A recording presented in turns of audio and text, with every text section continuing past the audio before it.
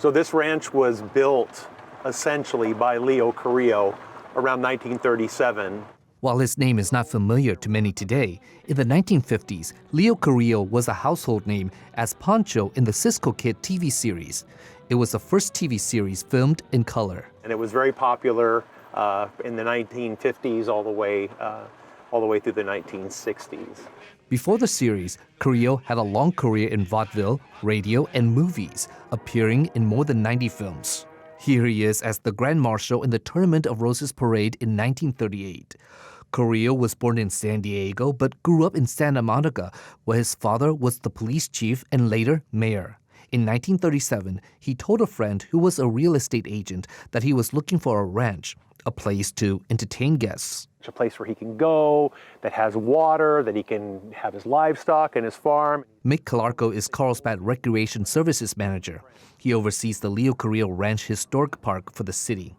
Karco says the friend told Carrillo about this 4,500-acre ranch in eastern Carlsbad. Leo writes that he's driving down here in the springtime. There's flowers everywhere. He arrives here.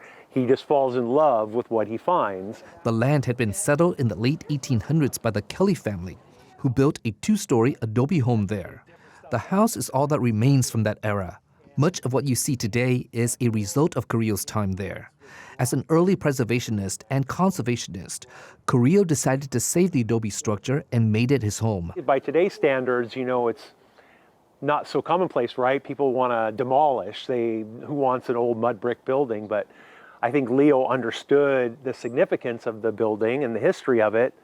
And he loved the fact that it was adobe and made by hand, right? The ranch became Carrillo's weekend getaway, but it was also a working ranch with horses and chickens. The chicken coop has now been turned into public restrooms, and the horse stable is now a museum dedicated to Leo Carrillo. Welcome into our bunk room exhibit. This is Leo's office and bunk room. Emily Bolaski is the archivist for the ranch. She is responsible for the exhibits in the museum and maintaining the archive. And we've modeled it after this photo here. So there's Leo Carrillo sitting at his desk, writing checks, sitting right under the buffalo. For the past 3 years, she's been working to digitize the archive and memorabilia the park has collected over the years. We've got about 1/5 of the collection online so far, with more being added every day. The rest are in boxes and cabinets inside a cramped office of what was once the ranch's caretaker cottage. The city made the digital archive available online last fall. It contains photos, letters, historical artifacts, and a slice of Carlsbad's history. The ranch was part of the Mission Land Holding at one point. Leo Carrillo's great-great-great-grandfather came over with the Portola expedition, and we do have some records from that. His great-grandfather was, his marriage was officiated by Junipero Serra, who was kind of the spearhead of the mission movement. The city wanted to make the archive available online to make that history accessible, and people don't have to leave home for it. And so we have all these records here in the archive, which kind of tell you that story of the land ownership changing.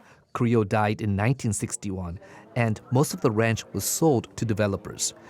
In 1978, Carlsbad acquired 27 acres of the ranch, containing most of the historic buildings.